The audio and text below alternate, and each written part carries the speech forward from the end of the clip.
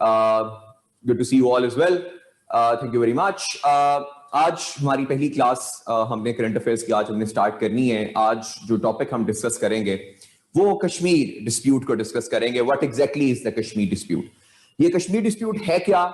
ये कश्मीर डिस्प्यूट शुरू क्यों हुआ? ये करंट सिनेरियो कश्मीर के ऊपर क्या है? And what went wrong basically in Kashmir. एक आउटलाइन छोटी सी मैंने अभी आप जो है वो बनाई है जब आपकी ब्रेक चल रही थी, तो ये आउटलाइन अभी आप नोट कर लीजिएगा। इसकी पिक्चर भी अभी आपको मिल जाती है, वो पिक्चर भी आप अपने पास रख लीजिएगा, वहां से आप इसको चीजों को भी नोट कर सकते हैं। खैर मैं पहले छोटी सी आपको एक बात ऑनेस्टली पहले इसके बारे में बता दूं ताकि फिर आप इसकी तरफ चलिएगा, आउटलाइन की तरफ। ये कश्मीर डिस्प्यूट है क्या? कश्मीर का स्टार्टिंग पॉइंट क्या है? कहां से प्रॉब्लम स्टार्ट हुआ और एग्जैक्टली उसके बाद फिर लेटर ऑन क्या चीजें जो है वो डेवलप हुई। हमने देखा कि यूनाइटेड नेशन सिक्योरिटी काउंसिल के अंदर भी ये चीजें गई, इसके अंदर रेजोल्यूशंस भी आई, रेजोल्यूशंस इंप्लीमेंट नहीं हुई। क्यों नहीं हुई? या रेजोल्यूशंस इंप्लीमेंट हो सकती थी, नहीं हो सकती थी। ये स्पेशल स्टेटस ऑफ कश्मीर जो लास्ट ईयर 5 अगस्त 2019 को प्राइम मिनिस्टर मोदी की गवर्नमेंट ने इसको रिवोक कर दिया। ये स्पेशल स्टेटस ऑफ कश्मीर था क्या, और स्पेशल स्टेटस ऑफ कश्मीर क्यों रिवोक किया गया? और इसके बाद जो सबसे इंपॉर्टेंट चीज है इसके अंदर कि जो स्पेशल स्टेटस कश्मीर का रिवोक किया है प्राइम मिनिस्टर मोदी की गवर्नमेंट ने, वो इलीगल कैसे है?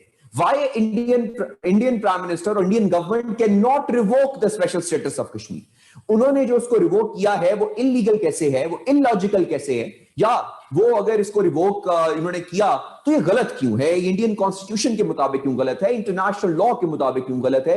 इंटरनेशनल कॉन्स्टिट्यूशंस जितने भी आपके पास एग्जिस्ट करते हैं उसके मुताबिक क्यों गलत है? कन्वेंशंस डिक्लेरेशंस जितनी एग्जिस्ट करती हैं उसके मुताबिक क्यों गलत है?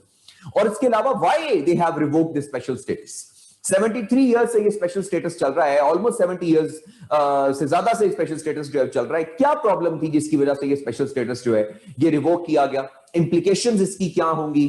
क्या है इंप्लीकेशंस पाकिस्तान और इंडिया के दरमियान? ना सिर्फ पाकिस्तान और इंडिया के दरमियान बल्कि ग्लोबली भी और रीजनली भी इसकी इंप्लीकेशंस जो हैं वो क्या हैं? पाकिस्तान के पास ऑप्शंस क्या हैं इसको काउंटर करने के लिए, और हमने क्या क्या चीजें अभी तक यूटिलाइज जो है वो की हुई हैं? इसके अलावा apart from options for Pakistan what are the other solutions for the Kashmir dispute?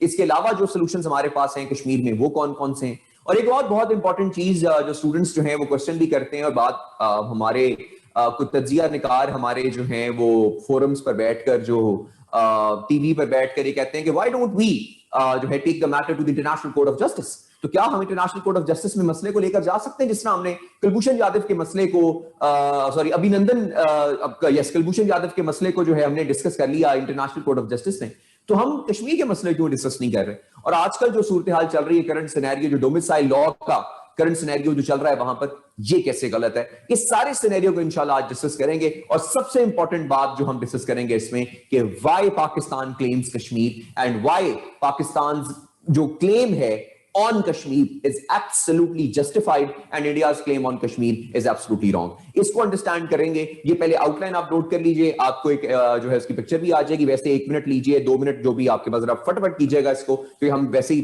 थोड़ा सा लेट हो गए। इसको थोड़ा सा नोट कर लीजिए इस आउटलाइन को, और उसके बाद फिर हम मूव ऑन करते हैं इसको स्टार्ट करते हुए। तो ये हमारे जरा ये डिस्कस कर, ये जरा नोट कर लें इतनी देर में।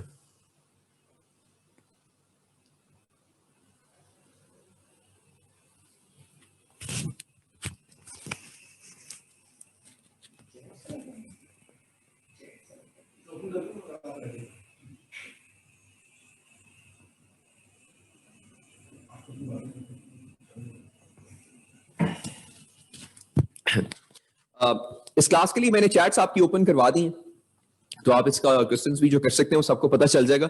कोशिश कीजिएगा आपस में बातें मत कीजिएगा, और क्वेश्चन जो आपने करने हैं वो मतलब मेरे तक ही डायरेक्ट कीजिएगा, आपस में मत कीजिएगा बात। थैंक यू, नोट कर लें।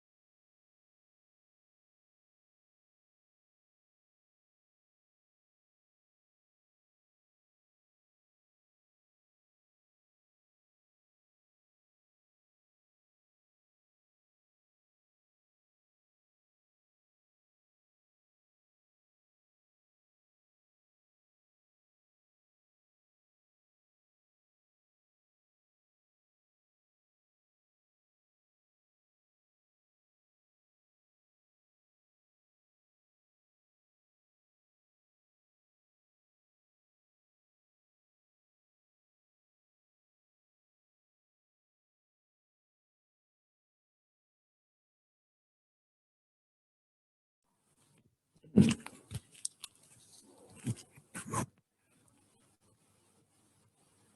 बिस्मिल्लाहिर्रहमानिर्रहीम जी, वेलकम बैक। चले जी, अब हम इसको स्टार्ट करते हैं।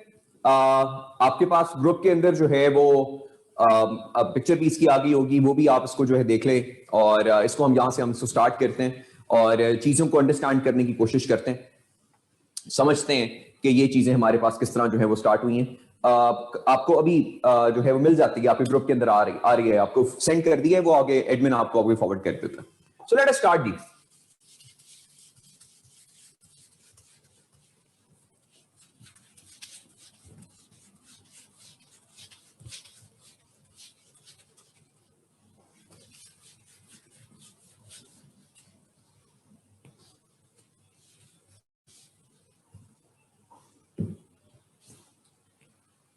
हाँ जी, सईद आपको मिल जाती है अभी, वैसे वो पिक्चर भी आपको, ये पिक्चर भी मिल जाती है, अभी फॉरवर्ड कर दी है, अभी आपको मिल जाती है। अंडरस्टैंड, लेट्स स्टार्ट, अंडरस्टैंड कर ले। अच्छा, let us start the Kashmir dispute, उसको अंडरस्टैंड करने की कोशिश करते हैं क्या प्रॉब्लम है, क्या से चीजें स्टार्ट हुई। खैर, फर्स्ट पॉइंट जो सबसे इंपॉर्टेंट हमारे पास, हमने डिस्कशन जहां से स्टार्ट करनी है, why Kashmir is a disputed territory, इस जहां से चीजों को स्टार्ट करते हैं, और उसके बाद पाकिस्तान का कॉन्टेक्स्ट और इंडिया कॉन्टेक्स्ट जो है समझने की कोशिश करते हैं। जो लिखने वाली चीज होगी वो मैं आपको लिखवा दूंगा, पहले जरा कॉन्टेक्स्ट को समझ लीजिए, ये सारे के सारे सिनेरियो को, और उसके बाद फिर हम जो है उसको आगे जो लिखने वाली चीज होगी आपको मैं लिखवा दूंगा। India claims Kashmir on the basis of the point that Maharaja of Kashmir, जिनका नाम हरि सिंह था, on the 26th of October 1947, Maharaja Hari Singh wrote an instrument of accession. उन्होंने एक इंस्ट्रूमेंट ऑफ एक्सेशन लिखा था, और जिसमें उन्होंने hereby एक्सीड कर दिया था कश्मीर को to the dominion of India.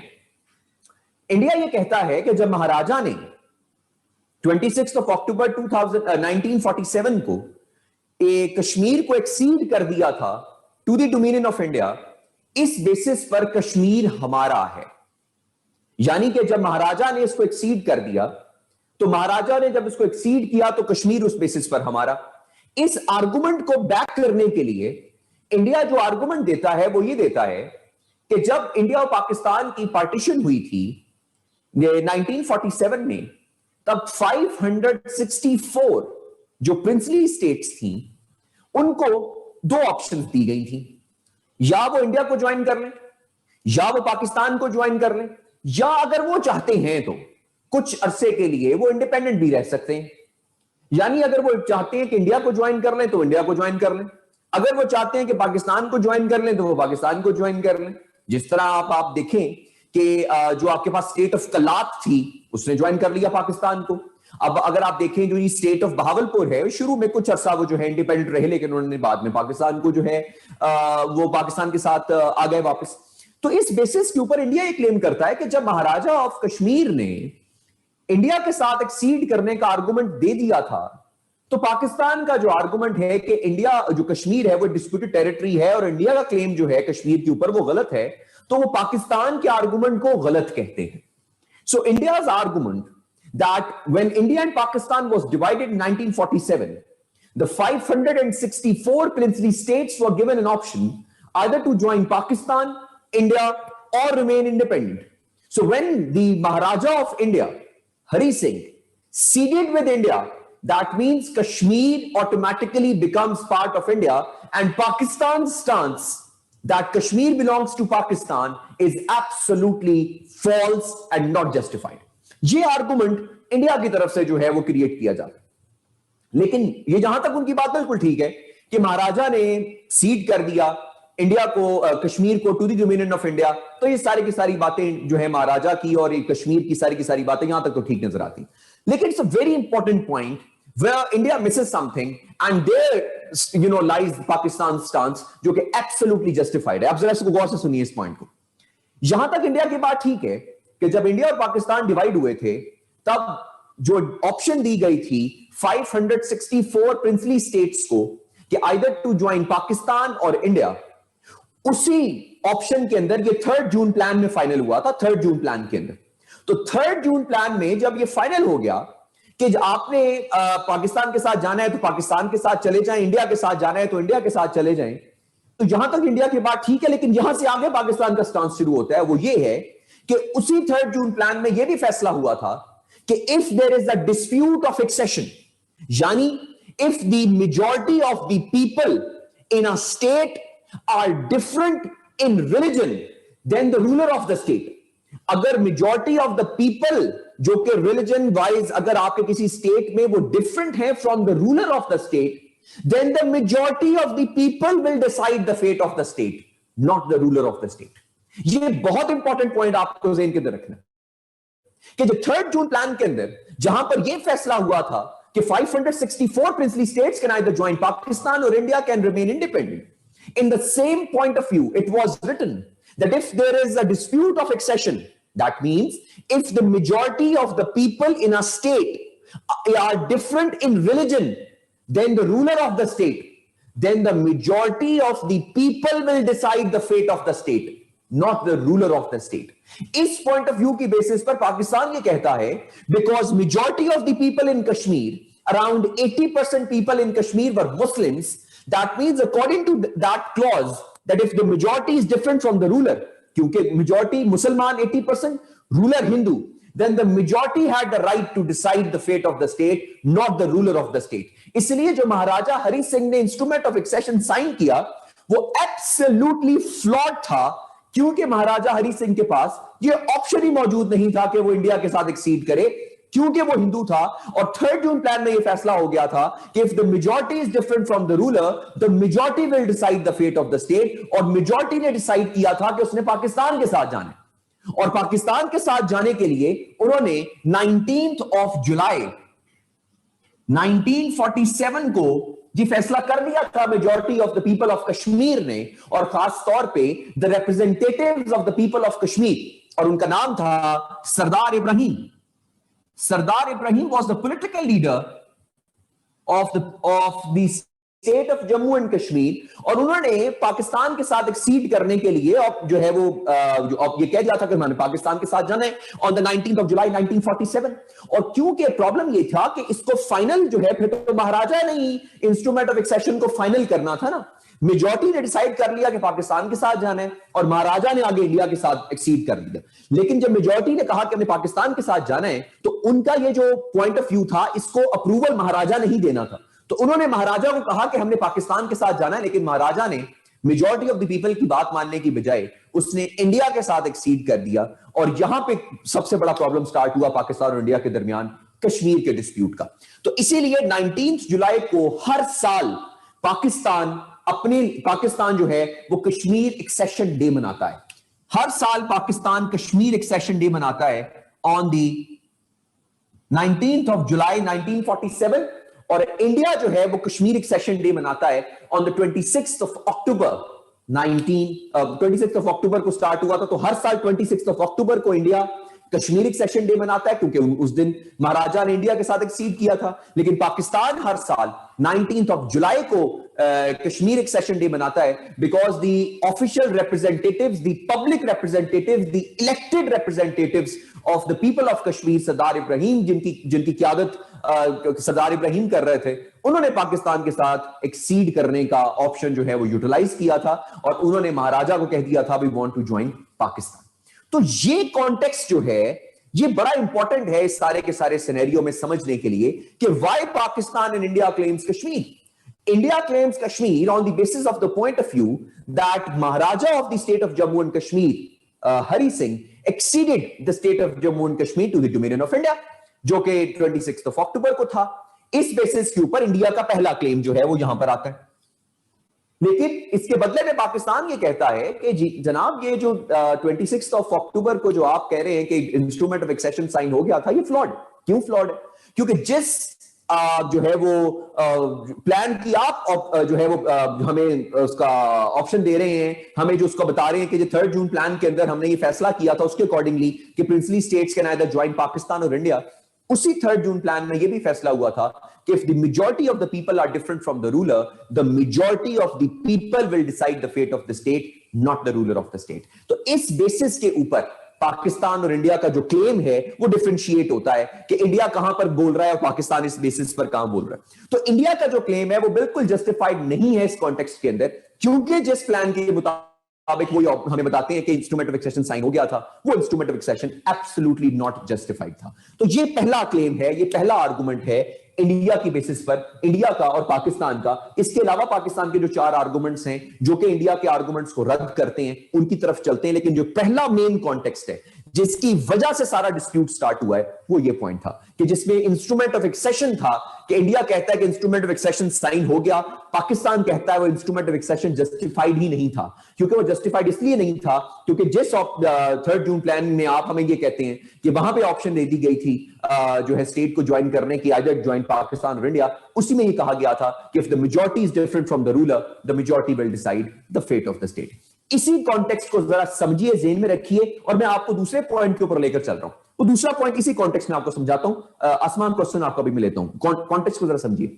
ये वही कॉन्टेक्स्ट है जिसकी बेसिस पर फिर पाकिस्तान जूनागढ़ के ऊपर आर्ग्यू करता है, क्योंकि जूनागढ़ और मनवादर 2 ऐसी स्टेट्स थी, जूनागढ़ और मनवादर 2 ऐसी स्टेट्स थी जहां पर मेजॉरिटी जो थी वो हिंदुओं की थी और रूलर वहां पर मुसलमान थे। सेम इसी तरह हैदराबाद दक्कन की मिसाल ले लें, मेजॉरिटी हिंदू, रूलर मुस्लिम, लेकिन इंडिया ने वहां पर कब्जा कर लिया जूनागढ़ के ऊपर, मनवादर के ऊपर, हैदराबाद दक्कन के ऊपर, क्योंकि उन्होंने कहा कि यहां पर मेजॉरिटी हिंदू है and they want to join India. So the point of view of India is कि हैदराबाद दक्कन में, मनवादर में और जूनागढ़ में क्योंकि मेजॉरिटी हिंदू थी इसीलिए दे एक्सीडेड टू इंडिया, लेकिन कश्मीर में क्योंकि महाराजा ने साइन कर लिया तो इसलिए वो एक्सीडेड टू इंडिया। अब ये 2 डिफरेंट कॉन्टेक्स्ट हैं। एक तरफ वो ये कहते हैं कि मेजॉरिटी ने डिसाइड करना था कहां पर जाना है, जिसमें वो मनवादर की एग्जांपल देते हैं, जूनागढ़ की एग्जांपल देते हैं, हैदराबाद दक्कन की एग्जांपल देते हैं कि जहां पर मेजॉरिटी ने डिसाइड किया कि हमने इंडिया के साथ जाना है। लेकिन दूसरे कॉन्टेक्स्ट के अंदर जब कश्मीर पे बात आती है तो कश्मीर के ऊपर मेजॉरिटी की बात को नहीं माना जाता बल्कि रूलर की बात को माना जाता है। यहां पर कॉन्फ्लिक्ट आता है पाकिस्तान और इंडिया के दरमियान कि अगर आप एक पॉलिसी को रखें या आप ये रखें कि जनाब आपके पास जो है जो रूलर कहेगा उसकी बात मानी जाएगी या जो मेजॉरिटी कहेगी उसकी बात मानी जाएगी। अगर मेजॉरिटी जो कहेगी उसकी बात मानी जाएगी तो कश्मीर उस बेसिस के ऊपर पाकिस्तान का क्लेम बनता है। अगर यह कहा जाए कि जनाब मेजॉरिटी की बात नहीं मानी जाएगी, रूलर की बात मानी जाएगी, तो इस बेसिस पर हैदराबाद दक्कन, जूनागढ़ और मनवादर के 3 इलाके पाकिस्तान के हिस्से के अंदर आते हैं, क्योंकि ये तीनों इलाके जो हैं इनके अंदर जो है मुस्लिम रूलर जो है मौजूद था, ना कि हिंदू रूलर मौजूद था, लेकिन मेजॉरिटी वहां पर जो है वो नॉन मुस्लिम्स और हिंदुओं की मौजूद थी। अब ये क्लेम जो है कि 2 डिफरेंट क्लेम्स इंडिया के चलते हैं और इन बेसिस के ऊपर पाकिस्तान अपना क्लेम रन करता है कि आप एक कॉन्टेक्स्ट पर रहें, या आप रूलर की बात को वजन दें, और फिर अगर रूलर की बात को वजन देना है तो जूनागढ़, मनवादर और हैदराबाद दक्कन पाकिस्तान के, और अगर आपने जो है मेजॉरिटी की बात को जो है वो वजन देना है तो मेजॉरिटी की बात को आपने वजन देना है, तो उस बेसिस के ऊपर फिर कश्मीर जो है वो पाकिस्तान का, क्योंकि हैदराबाद दक्कन भी इंडिया का हो जाता है क्योंकि वहां पे भी हिंदू मेजॉरिटी थी, जूनागढ़ में भी हिंदू मेजॉरिटी थी, मनवादर में भी हिंदू मेजॉरिटी थी। ये 3 कॉन्टेक्स्ट, दो कॉन्टेक्स्ट जो हैं आपको अंडरस्टैंड करने, जिस बेसिस पर इंडिया और पाकिस्तान का जो पूरे का पूरा प्रॉब्लम जो है वो कॉन्फ्लिक्ट जो है कश्मीर के ऊपर वो चलता है।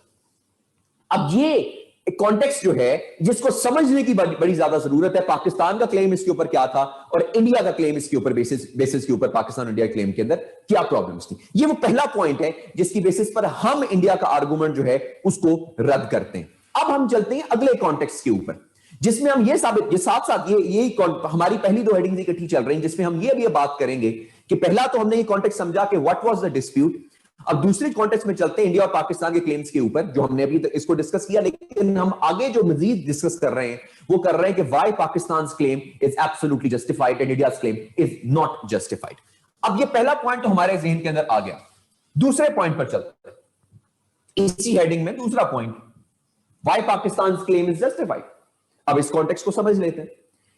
चलो हमने मान लिया कि इंस्ट्रूमेंट ऑफ एक्सेशन साइन हो गया था, हमने यह भी मान लिया कि इंस्ट्रूमेंट ऑफ एक्सेशन की बेसिस पर जो महाराजा ने फैसला करना था वही फैसला अटल होना था, वही फैसला जो है वो फाइनल होना था। For the sake of debate हमने मान लिया, हम इंडिया से बात कर रहे हैं, कि हमने ये भी मान लिया सर कि महाराजा ने इंडिया के साथ एक्सीड कर दिया कश्मीर को। सर हमने ये भी मान लिया कि जनाब ऐसा कोई ऑप्शन मौजूद नहीं था कि majority will decide the fate of the state, हमने दोनों बातें आपकी मान ली, लेकिन जो एक सबसे इंपॉर्टेंट चीज अब इंडिया मिस करता है वो ये करता है कि जिस इंस्ट्रूमेंट ऑफ एक्सेशन का इंडिया हमें रेफरेंस देता है कि जनाब इसकी बेसिस पर कश्मीर हमारा, वो इंस्ट्रूमेंट ऑफ एक्सेशन सिर्फ और सिर्फ प्रोविजनल एक्सेप्ट हुआ था, लीगली एक्सेप्ट नहीं हुआ था। इंडिया ने वो इंस्ट्रूमेंट ऑफ एक्सेशन कभी भी लीगली एक्सेप्ट नहीं किया था, वो उसने सिर्फ प्रोविजनली एक्सेप्ट किया था। प्रोविजनली एक्सेप्ट का मतलब क्या था कि इंडिया के बिहाफ पर किसने इसको अप्रूव किया था? लॉर्ड माउंटबेटन ने। Lord Mountbatten the governor general of India, उन्होंने इसको अप्रूव किया था इंस्ट्रूमेंट ऑफ एक्सेशन को 27 अक्टूबर 1947 को। 26 को इंस्ट्रूमेंट ऑफ एक्सेशन साइन हुआ, 27 अक्टूबर को लॉर्ड माउंटबेटन ने इसका अप्रूवल दिया, लेकिन अप्रूवल सिर्फ प्रोविजनल था। प्रोविजनल अप्रूवल का मतलब यह होता है कि अप्रूवल होगा, लेकिन अगर यह प्रोविजन पूरी होगी तो अप्रूवल होगा। लीगली तौर पे उन्होंने इसको नहीं माना था। अब वो क्या नहीं माना था, इसका रेफरेंस नोट कर लीजिए। 27 अक्टूबर 1947 को जब लॉर्ड माउंटबेटन ने इंस्ट्रूमेंट ऑफ एक्सेशन को फाइनल किया, इसको अप्रूव किया, तो उन्होंने एक लेटर लिखा। लेटर किसको लिखा? इसको महाराजा हरि सिंह को। ऑन रिकॉर्ड लेटर है, आप उसको पढ़ भी सकते हैं, मैंने आपके नोट्स में भी ये ऐड किया हुआ इसको थोड़ा सा कॉन्टेक्स्ट, वहां से भी आप इसको जो है वो पढ़ सकते हैं। अब वहां से आपको क्लियर हो जाएंगी चीजें। सो 27 अक्टूबर को Lord Mountbatten the governor general of India Maharaja Hari Singh के इंस्ट्रूमेंट ऑफ एक्सेशन का जवाब देते हैं, राइट? वो इंस्ट्रूमेंट ऑफ एक्सेशन, जी क्या हुआ जी? What is the governor general of India? Lord Mountbatten the governor general of India. तो आर्गुमेंट ये है कि गवर्नर जनरल ऑफ इंडिया ने 27 अक्टूबर 1947 को जो इंस्ट्रूमेंट ऑफ एक्सेशन का जवाब दिया है, उसका रिप्लाई दिया है, उसके अंदर गवर्नर जनरल ये बात करते हैं कि महाराजा हरि सिंह को कहते हैं, महाराजा, your letter has been received through VP Menon, but unfortunately I cannot legally accept your instrument of accession unless the people will decide the fate of the state. अब उसके अंदर वो लफ्ज क्या लिखते हैं? वो लिखते हैं कि it has been our policy all along कि where there is a dispute of accession, the majority will decide the fate of the state. यानी गवर्नर जनरल ऑफ इंडिया, जिन्होंने इंस्ट्रूमेंट ऑफ एक्सेशन, जिसको इंडिया कहता है कि जनाब ये हमारा जो है वो हमारी तरफ चला जाता है, कश्मीर जो है इंस्ट्रूमेंट ऑफ एक्सेशन की बेसिस के ऊपर, तो उस बेसिस के ऊपर जिस बंदे ने उसको फाइनल करना था, गवर्नर जनरल ऑफ इंडिया ने, उसने उस इंस्ट्रूमेंट ऑफ एक्सेशन को कभी भी लीगली तौर पे एक्सेप्ट ही नहीं किया था। इनफैक्ट उसने सिर्फ प्रोविजनल एक्सेप्टेंस दी थी कि जब तक विश ऑफ द पीपल नहीं पूछी जाती, तब तक ये इंस्ट्रूमेंट ऑफ एक्सेशन मैं लीगली तौर पर कंफर्म नहीं कर सकता, मैं इसको लीगली तौर पर एक्सेप्ट नहीं कर सकता। मतलब आप ये अंदाजा लगा लें कि जिस इंस्ट्रूमेंट ऑफ एक्सेशन की बेस पर इंडिया कहता है कि कश्मीर हमारा, वो इंस्ट्रूमेंट ऑफ एक्सेशन तो कभी भी इंडिया ने अप्रूव ही नहीं किया था, वो तो कभी भी लीगली तौर पे अप्रूव ही नहीं हुआ था। और बल्कि तो उसमें यह कहा गया था कि जब तक विश ऑफ द पीपल नहीं पूछी जाती, मैं इस इंस्ट्रूमेंट ऑफ एक्सेशन को लीगली तौर पे एक्सेप्ट नहीं कर सकता। वो जो विश ऑफ द पीपल की बात है, यही तो प्लेबिसाइट है जिसका रोना हम रोते हैं, जिसका रोना यूनाइटेड नेशन सिक्योरिटी काउंसिल रोता था कि प्लेबिसाइट करवाना है, वहां पर विश ऑफ द पीपल पूछनी है कि they want to join Pakistan और इंडिया। ये है वो प्लेबिसाइट जिसकी बेसिस के ऊपर हम हमेशा से पिछले 73 ईयर से ये कह रहे हैं कि वहां पर प्लेबिसाइट करवाया जाए। और ये है वो उसका रेफरेंस 27 अक्टूबर 1947 के governor general of India Lord Mountbatten के रिप्लाई का, जिसमें उन्होंने कहा था कि जब तक विश ऑफ द पीपल नहीं पूछी जाती, जब तक विश ऑफ द पीपल नहीं फाइनल होती, तब तक कश्मीर का स्टेटस जो है वो फाइनल नहीं हो सकता। तो ये कॉन्टेक्स्ट के आर्गुमेंट ये कि जिस बेसिस पर इंडिया ये क्लेम करता है कि कश्मीर हमारा, यानी कि इंस्ट्रूमेंट ऑफ एक्सेशन, जिसकी बेसिस पर वो कहते हैं कश्मीर हमारा, वो इंस्ट्रूमेंट ऑफ एक्सेशन कभी भी लीगली तौर पर एक्सेप्ट नहीं हुआ था। इनफैक्ट वो सिर्फ प्रोविजनल एक्सेप्टेंस हुई थी। क्या हुई थी? सिर्फ प्रोविजनल एक्सेप्टेंस हुई थी, यानी कि उसको एक प्रोविजन के जरिए एक्सेप्ट करना था कि ये प्रोविजन पूरी होगी तो ये इंस्ट्रूमेंट ऑफ एक्सेशन जो है वो अप्रूव होगा, जिसकी बेसिस पर पाकिस्तान का क्लेम जो है वो बनता है और इंडिया क्लेम इसके ऊपर बिल्कुल जस्टिफाइड नहीं है। ये है वो दूसरा आर्गुमेंट जो हमने ये आर्गुमेंट ये समझना था कि why Pakistan claims Kashmir and why Pakistan जो आपके पास आइडिया है उसको समझने की जरूरत है कि हमारा जो आइडिया था कश्मीर के ऊपर वो किस तरह जो है वो जस्टिफाइड था और इंडिया का आर्गुमेंट किस तरह नॉट जस्टिफाइड है। यस, टेम्परेरी बेसिस, जिसको प्रोविजनल एक्सेप्टेंस कहते हैं। इसी में पॉइंट नंबर 3 पर चलते हैं। चलो एक और बात करने चले। ठीक है जी, इंडिया ने यह भी नहीं माना, इंडिया ये भी नहीं मानता कि इंस्ट्रूमेंट ऑफ एक्सेशन गलत था। ठीक है जी, इंडिया ये भी नहीं मानता कि इंस्ट्रूमेंट ऑफ एक्सेशन कभी भी कंप्लीटली तौर पे एक्सेप्ट नहीं हुआ था। चलें, आपकी बात मान भी ली मैंने। तीसरे पॉइंट के ऊपर चलते हैं। तीसरा पॉइंट ये है कि इस कॉन्टेक्स्ट को, तीसरे पॉइंट को समझने से पहले जरा एक थोड़ा सा बैकग्राउंड इस पॉइंट का जरा समझ लीजिए, या ओवरऑल सिनेरियो उसका समझ लीजिए। आपके मुल्क के जो प्राइम मिनिस्टर हैं या आपके मुल्क के जो हेड ऑफ द स्टेट होते हैं, जिनको हम प्रेसिडेंट कहते हैं, अगर हमारे प्राइम मिनिस्टर या प्रेसिडेंट कोई बात करते हैं, कोई आर्गुमेंट देते हैं, कोई फॉर एग्जांपल कोई बयान देते हैं, तो उस आर्गुमेंट की एक लीगल बेसिस होती है। फॉर एग्जांपल, अगर प्राइम मिनिस्टर इमरान खान को आर्गुमेंट देते हैं, इस आर्गुमेंट को पाकिस्तान का कॉन्टेक्स्ट समझा जाएगा, इमरान खान का कॉन्टेक्स्ट नहीं समझा जाएगा। यानी अगर प्राइम मिनिस्टर इमरान खान ने जनरल असेंबली की स्पीच के अंदर लास्ट ईयर ये कहा कि जो है कश्मीर का डिस्प्यूट सॉल्व करना चाहिए according to United nation security Council resolutions, तो इसका यह मतलब नहीं है कि प्राइम मिनिस्टर कह रहे हैं, इसका मतलब पाकिस्तान ये बात कर रहा है। तो प्राइम मिनिस्टर का ओपिनियन स्टेट का ओपिनियन समझा जाता है, कंट्री का ओपिनियन समझा जाता है, या प्रेसिडेंट का ओपिनियन भी स्टेट ओपिनियन समझा जाता है या कंट्री का ओपिनियन समझा जाता है। और उस ओपिनियन की बेसिस के ऊपर आप किसी स्टेट को सू भी कर सकते हैं अदालत में जाकर, और आप किसी प्राइम मिनिस्टर की बात को एज अ रेफरेंस भी इस्तेमाल कर सकते हैं किसी कोर्ट ऑफ लॉ में। यानी अगर फॉर एग्जांपल पाकिस्तान ने इंडिया के ऊपर को केस करना है और इंडिया के किसी पुराने प्राइम मिनिस्टर का कोई बयान पाकिस्तान रेफरेंस के तौर पे कोर्ट में भी पेश कर सकता है कि जी देखें इनके प्राइम मिनिस्टर ने यह बात की थी, क्योंकि वो स्टेट ऑफिशियल है और स्टेट ऑफिशियल स्टेट की पॉलिसी बयान करता है, और स्टेट की पॉलिसी जो होती है वो जो होती है उसको सू भी किया जा सकता है, मतलब उसके ऊपर आर्गुमेंट होता है, उसको आप रेफरेंस के तौर पे भी इस्तेमाल कर सकते हो कि जी पाकिस्तान की स्टेट पॉलिसी ये है, इंडिया की स्टेट पॉलिसी ये। अब ये बैकग्राउंड समझने के बाद अब मैं आपको लेकर चलता हूं इस तीसरे पॉइंट के ऊपर। इंडिया के जो प्राइम मिनिस्टर थे Jawaharlal Nehru, the first prime minister of India, Jawaharlal Nehru, the first Prime Minister of India. Jawaharlal Nehru ने not on one, not on two, but on 5 different grounds, but on 5 different occasions, इस बात को accept किया है कि Kashmir is a disputed territory and the future of Kashmir will be decided by the people. यानी कि India के prime minister Jawaharlal Nehru not on one, not on two, but on 5 different occasions इस बात को ऑन रिकॉर्ड एक्सेप्ट कर चुके हैं कि Kashmir is a disputed territory and it will B resolved bye the wish of the people. Right, अब इसका reference जो है वो आपके नोट्स में भी मैंने शामिल किया है, लेकिन इसका जरा वर्ड्स चेक कीजिए जो जवाहरलाल नेहरू ने इस्तेमाल किए। मैं 2 स्पीचेस जो हैं जवाहरलाल नेहरू की वो आपके सामने आपको बताता हूं कि 2 स्पीचेस उन्होंने कौन सी जो है वो उसका रेफरेंस जो है हमने जो है अपने पेपर में भी लिख सकते हैं। एक स्पीच जो है जवाहरलाल नेहरू की वो 2 नवंबर 1947 की है, 2 नवंबर 1947 की।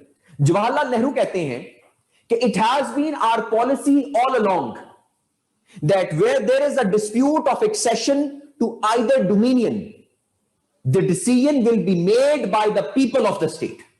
ये 2 नवंबर 1947 की ऑल इंडिया रेडियो के ऊपर प्राइम मिनिस्टर नेहरू की स्पीच है कि जिसके अंदर उन्होंने इस बात को एक्सेप्ट किया था कि it has been our policy all along that where there is a dispute of accession to either dominion, the decision will be made by the people of the state. यानी कि वो जो खुद मान चुके हैं कि पीपल ऑफ द स्टेट जो है वो डिसाइड करेंगे, आपकी जो पॉलिसी जो है वो डिसाइड करेंगे अगर वहां पे डिस्प्यूट हुआ। यानी कि अगर मेजॉरिटी डिफरेंट हुई from the ruler, the majority will decide the fate of the state. तो prime minister of India Jawaharlal Nehru ये जो है आर्गुमेंट जो है not on one, not on two, but on 5 different grounds जो है ये दे चुके हुए हैं, जिसका रेफरेंस जो है हम जो है वो अपनी स्पीच के अंदर अपनी स्पीच में दे चुके हुए हैं, और आप अपने जो है वो उसके अंदर भी आप इसको कोट कर सकते हैं, अपने पेपर के अंदर भी आप इसको जो है रेफरेंस के तौर पे जो है आप इसको इस्तेमाल जो है वो कर सकते हैं। इसके अलावा एक और स्पीच जो है वो प्राइम मिनिस्टर नेहरू की उसका भी रेफरेंस जो है वो मैं आपको देता हूं कि जिसके अंदर और एक और स्पीच के अंदर भी वो हमें कहते हैं ऑन द जो ऑल इंडिया रेडियो की एक और स्पीच है जिसके अंदर प्राइम मिनिस्टर नेहरू जो आर्ग्यू करते हैं, लफ्ज चेक कीजिएगा जो प्राइम मिनिस्टर नेहरू ने इस्तेमाल किए हैं। वो कहते हैं, लफ्ज चेक करें वो क्या कहते हैं, we have declared that the fate of Kashmir ultimately has to be decided by the people. ये आपके पास 2 नवंबर 1947। चेक कीजिएगा कि आप वर्ड चेक कीजिए जवाहरलाल नेहरू के जो वर्ड्स इस्तेमाल कर रहे हैं, आपके नोट्स में भी लिखा हुआ है, वो आपको वहां से भी मिल जाएगा, लेकिन वर्ड्स पे गौर कीजिए। We have declared that the fate of Kashmir ultimately has to be decided by the people. That pledge, word check कीजिए वो क्या कहते हैं, that pledge we have given and the maharaja has supported it not only to the people of Kashmir but to the world. We will not and cannot back out of it. We cannot back out of the idea that the wish of the people will decide the fate of the state. ये मैं नहीं कह रहा, ये prime minister of India Jawaharlal Nehru कह रहे हैं कि wish of the people will decide the fate of the state. And this is the pledge that I am giving that the wish of the people will decide the fate of the state. ये किसके अल्फाज हैं? Prime minister of India के अल्फाज कि आप पहले कहा करते थे, इंडिया की बात कर रहे हैं, आप पहले कहा करते थे कि wish of the people will decide the fate of the state, और आज आप इसको अपना इंटरनल मैटर ऑफ इंडिया कहते हैं। आप कहते हैं हमारा अटूट अंग है, ये हमारा इंटरनल मैटर है और पाकिस्तान हमारे इंटरनल मैटर के अंदर इंटरवीन करता है। तो सर आपके प्राइम मिनिस्टर ने 5 ग्राउंड्स के ऊपर 5 ओकेजन्स पर आर्गुमेंट माना था कि Kashmir is a disputed territory and it will be decided by the wish of the people, और जिसमें उन्होंने कहा था कि this is the pledge that I am giving that the wish of the people will decide the fate of the state, and this is the pledge that I will not back out of it. मैं कभी भी back out नहीं करूंगा सारे के सारे scenario से। तो ये कॉन्टेक्स्ट जो है कि जिसकी बेसिस पर एक तरफ तो आप कहते हो कि जनाब इंस्ट्रूमेंट ऑफ एक्सेशन साइन हो गया, वो भी गलत।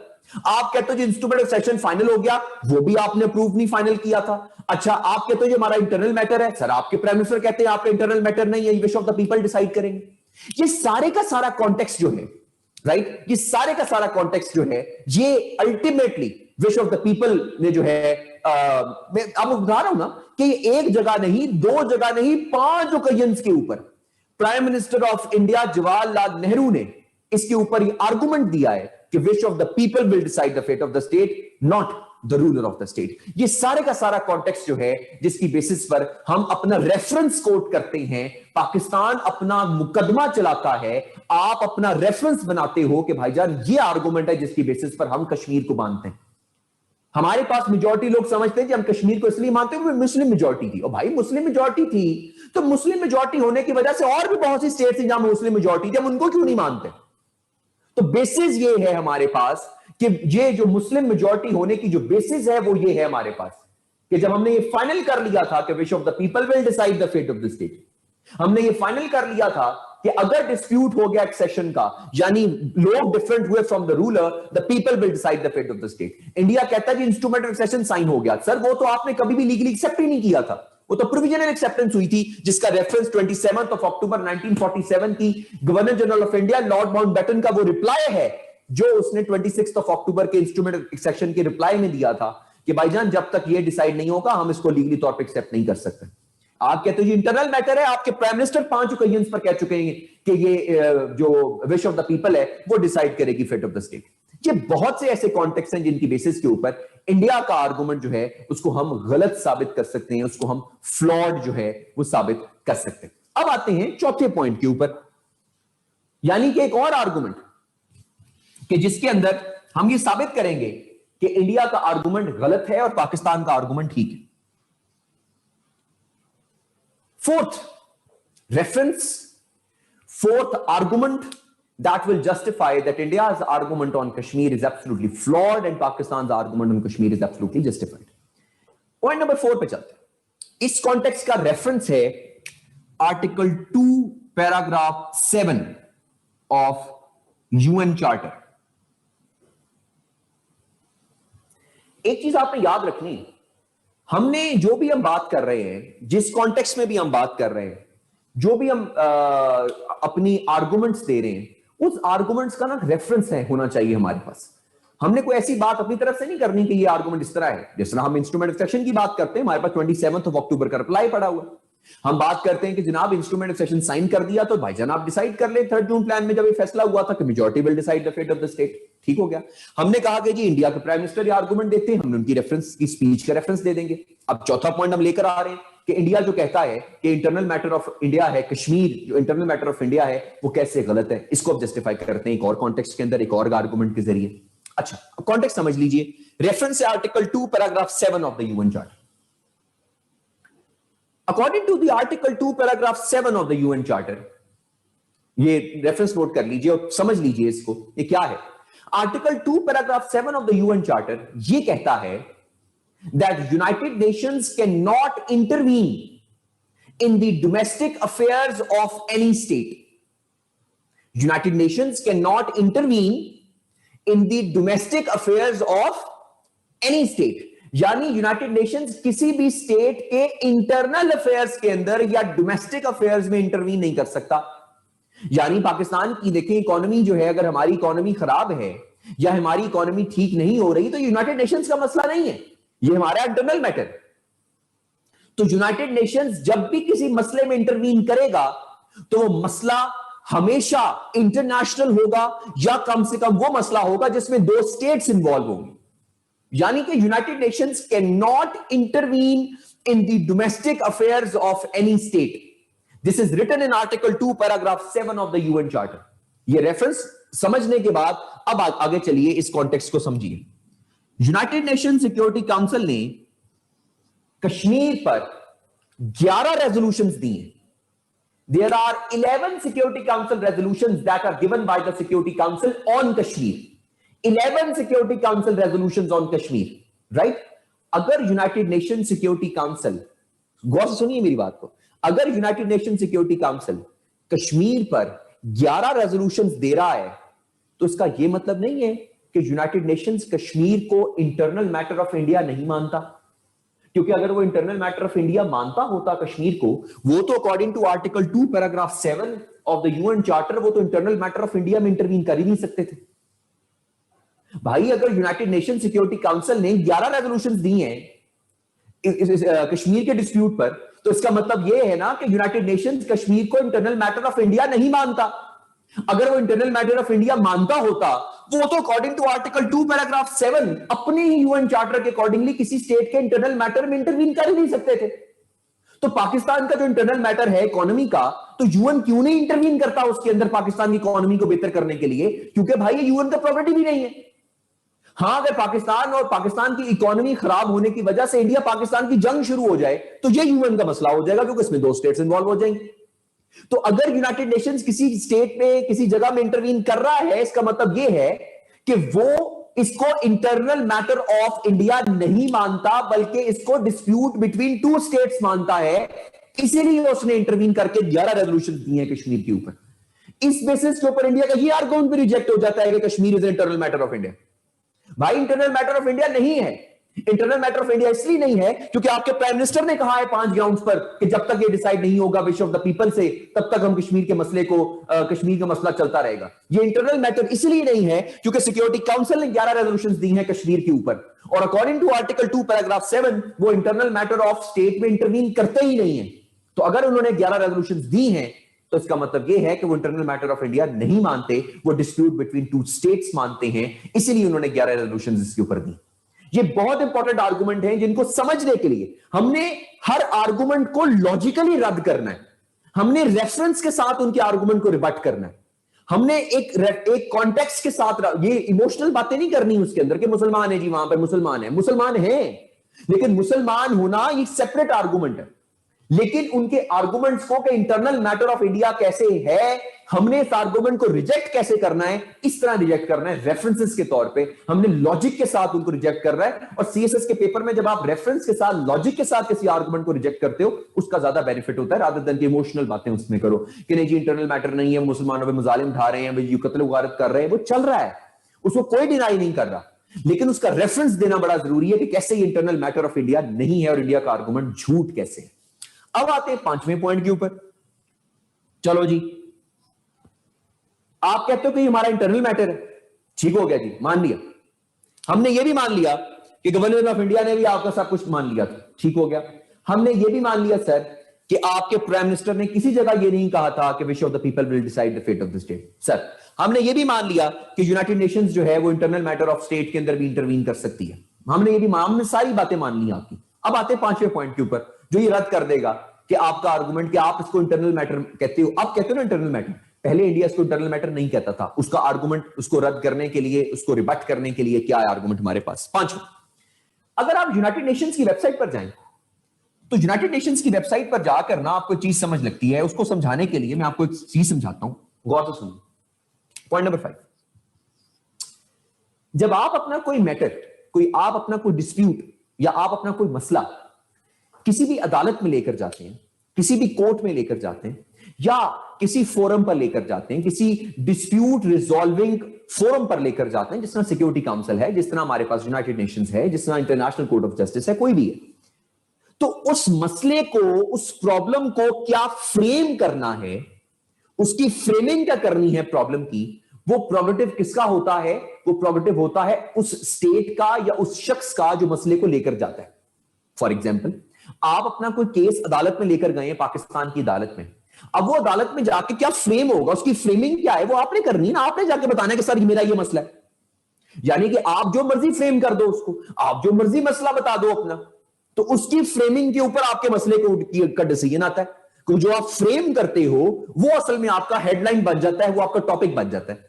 तो फॉर एग्जाम्पल, आप प्रेसी करते हो, राइट? आप इंग्लिश में प्रेसी करते हो, तो प्रेसी का जो हेडिंग डालनी है वो आपका प्रोग्रेटिव है, जो मर्जी हेडिंग डाल दो, ठीक है। अगर आपकी वो हेडिंग जो है वो जो मर्जी हो जाए, कोई फॉर एग्जांपल ये नहीं कह सकता अच्छा भाई आपने ये हेडिंग क्यों डाली, भाई मेरी मर्जी, मैंने हेडिंग डाली इसकी, क्योंकि मेरा अपना पेपर है, मैं इसकी जो मर्जी हेडिंग डालूं। अब इस रेफरेंस को नोट करते हुए अब आइए जरा इस कॉन्टेक्स्ट के अंदर, हमें ये तो पता है कि it was India which took the matter of Kashmir to the security council. ये सबको पता है, आपको भी पता होगा कि पाकिस्तान कश्मीर के मसले को सिक्योरिटी काउंसिल में नहीं लेकर गया था, इंडिया कश्मीर के मसले को सिक्योरिटी काउंसिल में लेकर गया था। और इंडिया कश्मीर के मसले को जब सिक्योरिटी काउंसिल में लेकर गया तो इंडिया ने वहां जाकर कश्मीर के मसले को इंडिया पाकिस्तान क्वेश्चन के नाम से रजिस्टर करवाया। India registered the Kashmir dispute as India Pakistan question, right? आज भी सिक्योरिटी काउंसिल की वेबसाइट पर चले जाएं, कश्मीर डिस्प्यूट को आप खोलें तो आपको इंडिया पाकिस्तान क्वेश्चन ही नजर आएगा, क्योंकि उसने ये रजिस्टर्ड ही इस नाम से, इंडिया पाकिस्तान क्वेश्चन के नाम से। अच्छा, अब कॉन्टेक्स्ट को समझिए। Sir, we talking to India. Sir, अगर ये इंटरनल मैटर है आपका, तो आप फिर इसको इंडिया पाकिस्तान क्वेश्चन का नाम क्यों दे रहे हो?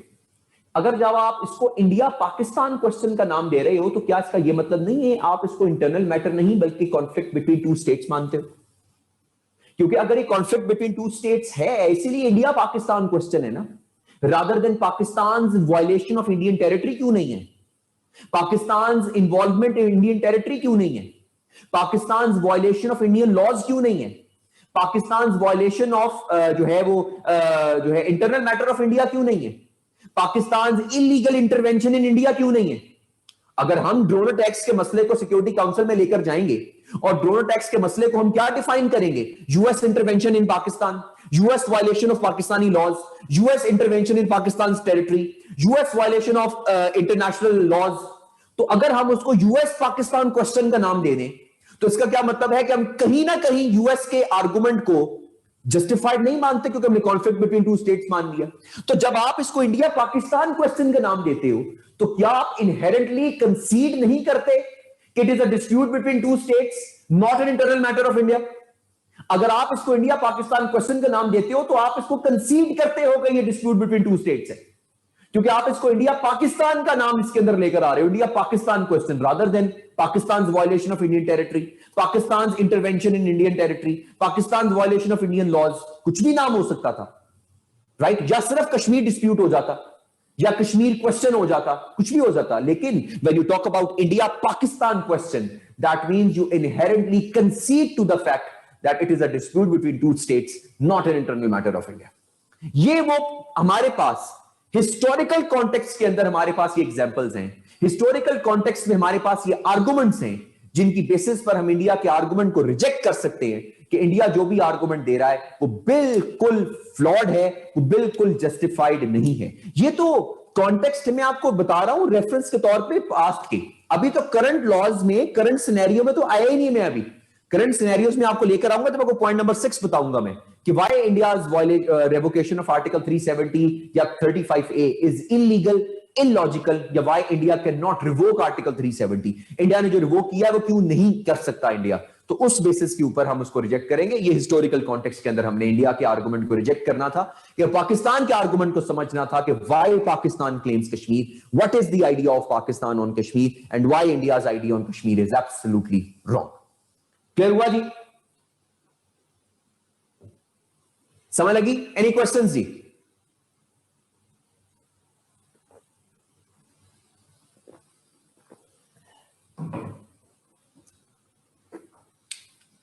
क्लियर हो गया जी? ये कॉन्टेक्स्ट समझने की बड़ी जरूरत होती है।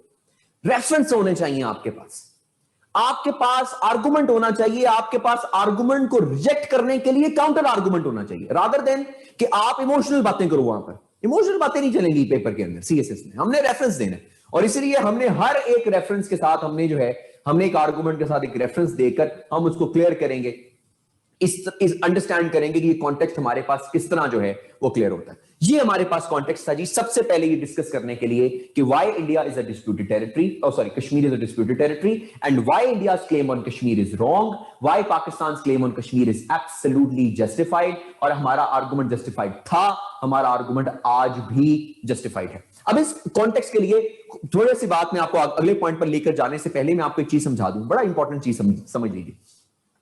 पाकिस्तान ने कुछ अर्सा पहले, specifically on the 5th of August 2020 को, पाकिस्तान ने अपना एक नया पॉलिटिकल मैप पाकिस्तान ने बनाया है। अगर आप लोगों को याद हो, आपने सोशल मीडिया पे भी पढ़ा होगा, वैसे भी न्यूज में देखा होगा, पॉलिटिकल मैप ऑफ पाकिस्तान आया है जी।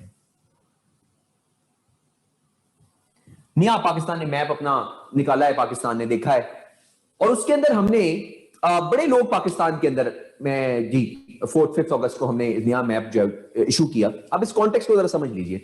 पाकिस्तान के अंदर ना बहुत से लोग ऐसे हैं, हम अनफॉर्चुनेटली हमारी हिस्ट्री इस किस्म की रही है कि हमारे मुल्क में मीर जाफर और मीर सादिक हमेशा से पैदा होते रहे। हमारे मुल्क वो बाहर के दुश्मनों से ज्यादा जो प्रॉब्लम है ना, हमारे मुल्क के जो अंदर दुश्मन बैठे हुए हैं उनसे प्रॉब्लम है। बड़े लोगों ने एतराज किया जी कि हमारा ये पॉलिटिकल मैप बड़ा खराब है जी, हमने कश्मीर को इंडिया के हवाले कर दिया जी, कश्मीर का कॉन्टेक्स्ट हमने फॉर एग्जांपल पाकिस्तान के साथ शामिल नहीं किया, पता नहीं अजीब अजीब बातें उसके अंदर सुनने को मिल रही थी। अगर आप दो कॉन्टेक्स्ट समझिए, उस कॉन्टेक्स्ट मैं आपको सीएसएस के पर्सपेक्टिव से समझा रहा हूं, इमोशनल बातें बाद की करने वाली हैं, मैं सीएसएस के पर्सपेक्टिव से समझा रहा हूं आपको। दो बातें समझने की जरूरत है। पाकिस्तान के उस मैप के अंदर एक तो कश्मीर का जो पूरा हिस्सा है, पूरा हिस्सा कश्मीर का, उसके ऊपर बाकायदा तौर पे ना उसने पाकिस्तान ने उसको अपना हिस्सा बनाया है। अगर आप वो मैप को खोलकर देखें तो उस मैप में जहां कश्मीर है, कश्मीर के नीचे लिखा हुआ है कि the final decision of this territory will be जो है done after the implementation of the UN security Council resolutions. The final decision of this territory will be done after the implementation of the UN Security Council resolutions। हमने कोई international law violet नहीं किया sir, हमने तो बकायदा तौर पे उसमें ये मेंशन किया है कि the final decision will be done after the implementation of the UN Security Council resolutions। तो हमारा आर्गुमेंट बिल्कुल ठीक है कि हमने UN Security Council resolutions को इंप्लीमेंट करवाने की बात की है कश्मीर में। दूसरा जो बड़ा इंपॉर्टेंट बात, पाकिस्तान ने एक पॉलिटिकल एक जो चाल चली पाकिस्तान ने, वो बड़ी मजे की चाल है, मुझे बड़ी पसंद आई वो। खासतौर पर अगर हम सीएसए कॉन्टेक्स्ट में इसको हम देखें तो इसलिए बड़ी अच्छी थी कि पाकिस्तान ने उस मैप में जूनागढ़ और मनवादर के जो दो इलाके हैं उसको पाकिस्तान का हिस्सा शो किया। पाकिस्तान ने, अब बड़े लोगों ने कहा जी ये क्या बात हुई जी, जूनागढ़ उनका इलाका है, पाकिस्तान ने अपने मैप में शामिल कर लिया, हमने कब कहा कि जूनागढ़ हमारा इलाका है। अब गौर से सुनिए इस बात को कि हमने जूनागढ़ और मनवादर के इलाकों को पाकिस्तान के मैप में शो किया हुआ है उस नए मैप के अंदर, कि हमने ये कहा है कि जूनागढ़ भी पाकिस्तान का है, मनवादर भी पाकिस्तान का। बड़े लोगों ने इस पर एतराज किया। अब इसका जवाब बड़ा सिंपल सा है। पाकिस्तान की पॉलिटिकल चाल बड़ी इंपॉर्टेंट है। पाकिस्तान ने ये पॉलिटिकल चाल जान के चली। कैसे? कि अगर इंडिया ये कहता है कि जनाब majority will decide the fate of the state, majority will decide the fate of the state, तो इसलिए जूनागढ़ और मनवादर इंडिया का, ठीक है, उस बेसिस पर कश्मीर हमारा, ठीक है। लेकिन अगर इंडिया कहता है कि नहीं जी, majority will not decide the fate of the state. अगर महाराजा ने कह दिया है कि मैंने इंडिया पाकिस्तान में किसी के साथ जाना है तो महाराजा का फैसला फाइनल, तो फिर कश्मीर उनका, जूनागढ़ और मनवादर हमारा। क्योंकि जूनागढ़ और मनवादर के जो रूलर थे उन्होंने पाकिस्तान के साथ एक्सीड करने की बात कर दी थी, लेकिन क्योंकि वहां पर मेजॉरिटी हिंदुओं की थी इसलिए इंडिया ने वहां पर अटैक करके उसको कब्जा कर लिया अपने पास। लेकिन इंडिया का यह आर्गुमेंट कश्मीर पे उल्टा है। कश्मीर में मेजॉरिटी जो है वो मुसलमानों की थी, लेकिन उन्होंने कहा कि नहीं जी, क्योंकि महाराजा ने साइन कर दिया इसलिए कश्मीर हमारा।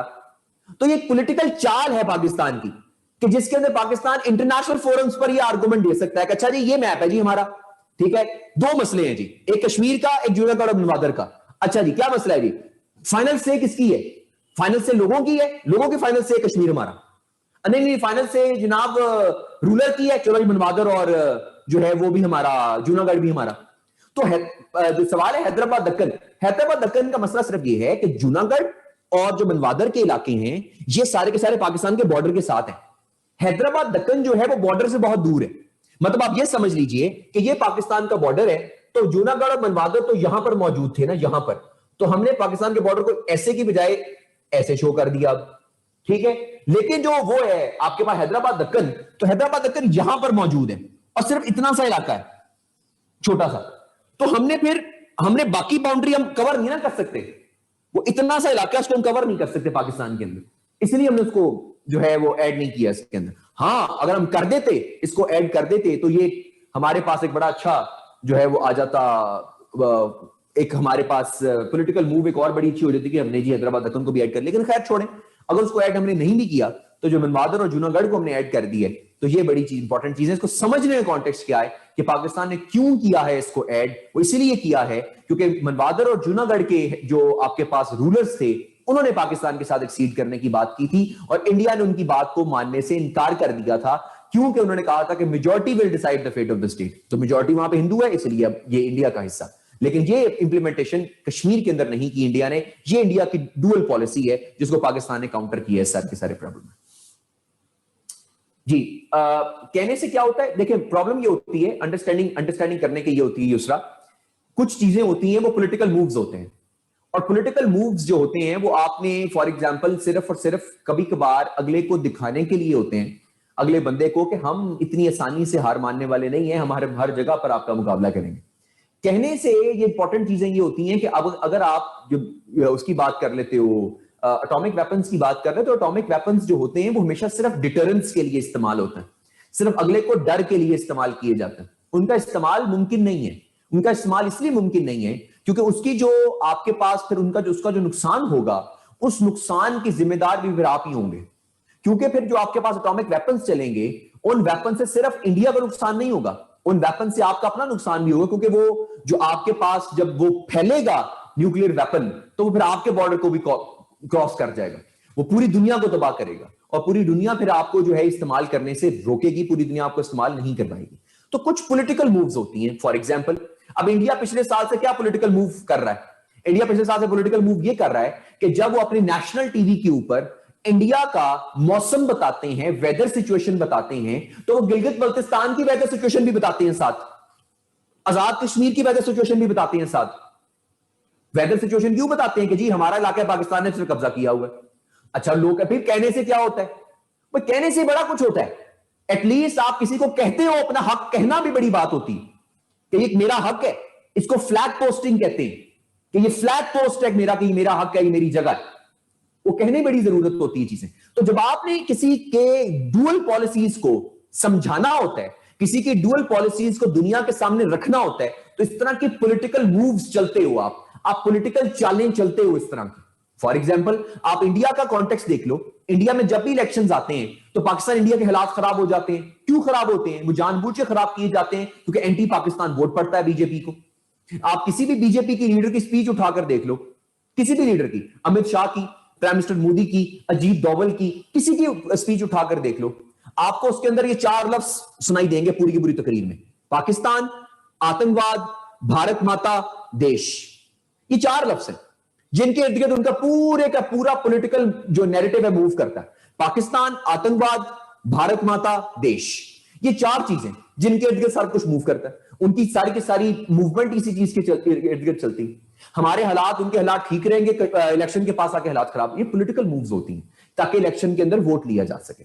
तो ये भी पॉलिटिकल मूव है पाकिस्तान की तरफ से, जो कि हमने अंडरस्टैंड करनी है, जो कि हमें समझने की जरूरत है कि हमारे पास ये चीजें हमने क्यों की। इसलिए की क्योंकि इंडिया को काउंटर करना है हमने, कि आप एक स्टांस पे रहें, या आप ये स्टांस लें कि majority will decide the fate of the state, या ये स्टांस लें कि जी the ruler of the state will decide the fate of the state. ये सारी की सारी चीजें जी बिल्कुल ऐसे ही है। एक कोटेशन है, आप कोट कर सकते हैं इसको, आप कोट कर सकते हैं। पाकिस्तान ने पॉलिटिकल मैप क्यों बनाया है, इसको कोट करें। पाकिस्तान का पॉलिसी है, पाकिस्तान की ऑफिशियल पॉलिसी है, पाकिस्तान ने बनाई इसीलिए।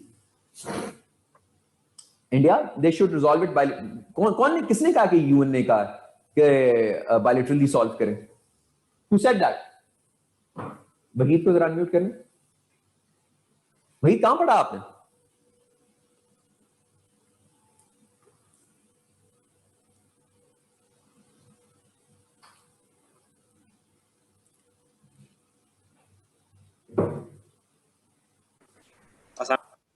जी वालेकुम सलाम।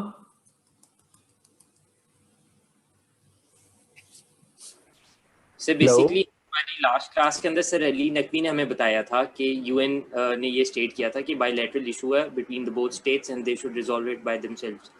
तो ये सर अली ने हमें बताया था। मैं बस सिर्फ एक क्वेश्चन था मेरा आपसे। अब कॉन्टेक्स्ट उसके अंदर ये है कि अगर आप शायद कोई मिस जज कर रहे होगे, इसके अंदर जो पाकिस्तान और इंडिया ने इसको बायलैटरल कहा है वो शिमला एग्रीमेंट के अंदर कहा था कि शिमला एग्रीमेंट के अकॉर्डिंगली पाकिस्तान और इंडिया ने इसको बायलैटरल प्रॉब्लम कहा था। यूनाइटेड नेशंस ने कभी भी इसको बायलैटरल प्रॉब्लम नहीं कहा। इनफैक्ट अगर बायलैटरल प्रॉब्लम कह भी दे, चलो व्हाट इफ अगर हम ये मान भी लें आपकी बात कि उसने बायलैटरल प्रॉब्लम कहा है, तो बायलैटरल प्रॉब्लम का मतलब है कि वो डिस्प्यूट बिटवीन टू स्टेट्स मान रहे हैं ना। इंडिया और पाकिस्तान कश्मीर को इंटरनल मैटर ऑफ इंडिया नहीं मानते, वो कश्मीर को और dispute between Pakistan and India मानते हैं। तो ये भी पाकिस्तान के फायदे के अंदर ही है। लेकिन मेरा नहीं ख्याल कि कश्मीर ने कभी, यूएन ने कभी इस तरह की बात की है।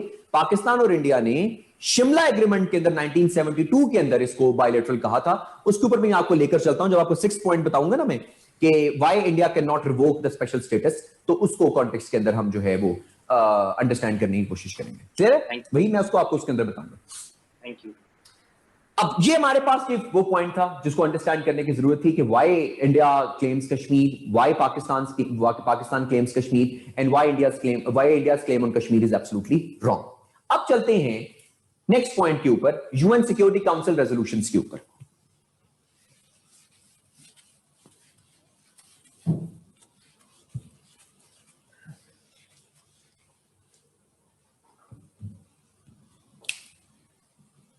अब हम थर्ड पॉइंट को डिस्कस कर रहे हैं, सिग्निफिकेंस ऑफ यूएन रेजोल्यूशंस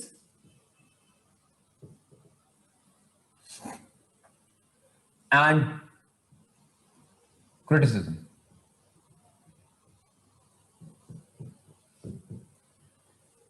ग्यारह सिक्योरिटी काउंसिल रेजोल्यूशंस हैं जी कश्मीर के ऊपर, ठीक है जी। 11 सिक्योरिटी काउंसिल रेजोल्यूशंस हैं कश्मीर पर। उन 11 में से जो सबसे इंपॉर्टेंट रेजोल्यूशंस हैं समझने वाली, जिनका रेफरेंस हम बार बार आपको नजर आता है, आप पढ़ते भी हैं, वो बार बार दी जाती हैं उनका रेफरेंस, वो रेफरेंसेस हैं चार रेजोल्यूशंस हैं। रेजोल्यूशन है जी, पहली है 39, दूसरी रेजोल्यूशन का नंबर है 47, तीसरी रेजोल्यूशन का नंबर है 91 और चौथी रेजोल्यूशन का नंबर है 122। ये दो रेजोल्यूशंस आपको मैं अभी 2-3 पॉइंट्स के बाद आपको बताऊंगा, क्योंकि ये जब 6th पॉइंट पढ़ेंगे ना हम कि why India can not revoke the special status, इन दो रेजोल्यूशंस का रेफरेंस मैं आपको वहां दूंगा। ये दो रेफरेंस अभी समझने वाली हैं कि ये वो रेजोल्यूशंस हैं कि जिसके अंदर इंडिया और पाकिस्तान ने जो है वो कश्मीर के मसले के ऊपर जो है सिक्योरिटी काउंसिल की रेजोल्यूशंस आई और इंडिया पाकिस्तान ने इसके ऊपर प्रॉब्लम को रिजॉल्व करना था और इंडिया पाकिस्तान ने आज तक प्रॉब्लम को रिजॉल्व नहीं किया। सिक्योरिटी काउंसिल रेजोल्यूशंस में क्या लिखा हुआ है उसको समझते हैं। पहली रेजोल्यूशन है जी 39। रेजोल्यूशन नंबर 39 के अंदर क्या था? रेजोल्यूशन 39 के अंदर बड़ी इंपॉर्टेंट काम था। यूनाइटेड नेशंस ने एक कमीशन बनाया, उस कमीशन का नाम था UNCIP, United Nations Commission on India and Pakistan. गौर से सुनिए, यूनाइटेड नेशंस ने एक कमीशन बनाया, उस कमीशन का नाम था UNCIP, United Nations Commission on India and Pakistan. इसके 3 मेंबर्स थे, एक इंडिया था, एक इंडियन था, एक पाकिस्तानी था और एक न्यूट्रल बंदा था। इनका काम क्या था? इनका काम था कश्मीर के डिस्प्यूट को इन्वेस्टिगेट करना, इन्वेस्टिगेट करने के बाद एक रिपोर्ट बनाना और वो report United nation security council को देना। यूनाइटेड नेशन सिक्योरिटी काउंसिल ने फिर उस रिपोर्ट की बेसिस के ऊपर कोई सोल्यूशन जो है वो आपको जो है सजेस्ट करना था। तो पहला काम क्या हुआ कि एक कमीशन बनाया गया, जिस कमीशन का नाम था UNCIP, United Nations Commission on India and Pakistan. इसके 3 मेंबर्स थे, इंडियन, पाकिस्तान और एक न्यूट्रल।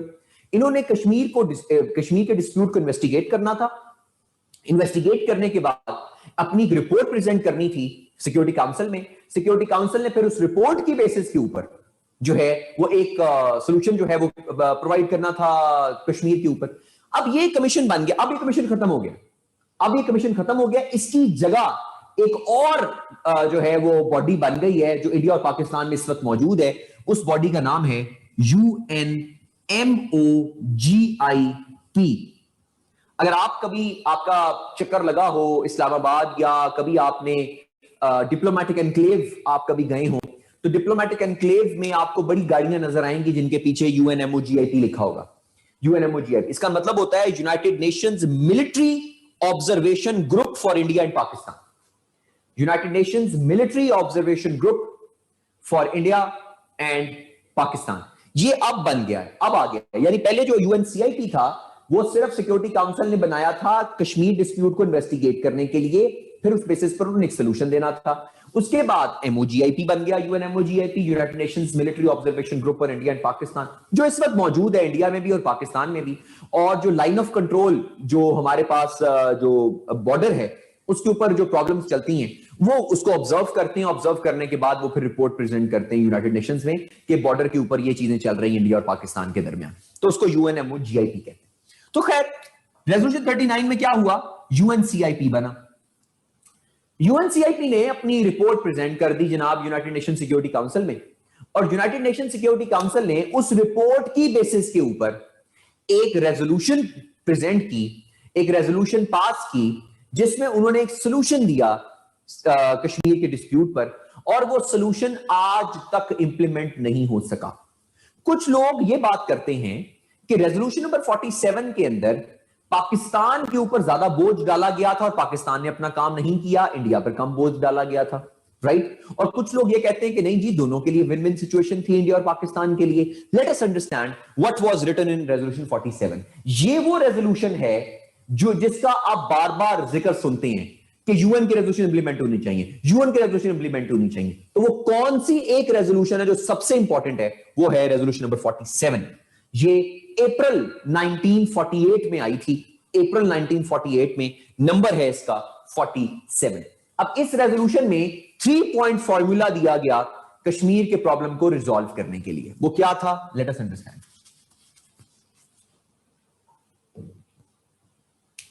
पहला था जी, पाकिस्तानी nationals and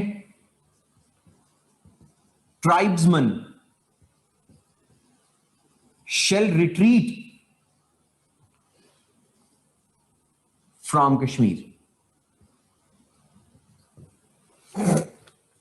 पहला पॉइंट था Pakistani nationals and tribesmen shall retreat from Kashmir. दूसरा पॉइंट था Indian forces shall retreat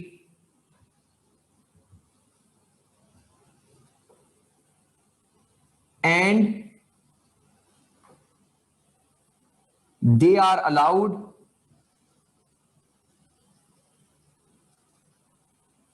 minimum forces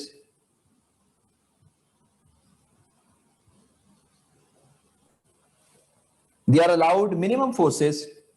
allowed to keep minimum forces in Kashmir for maintenance of peace and security.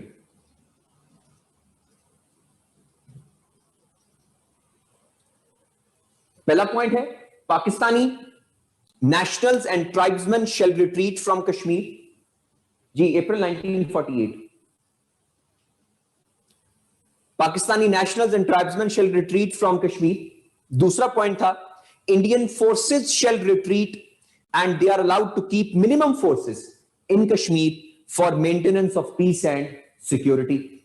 तीसरा पॉइंट था UN will appoint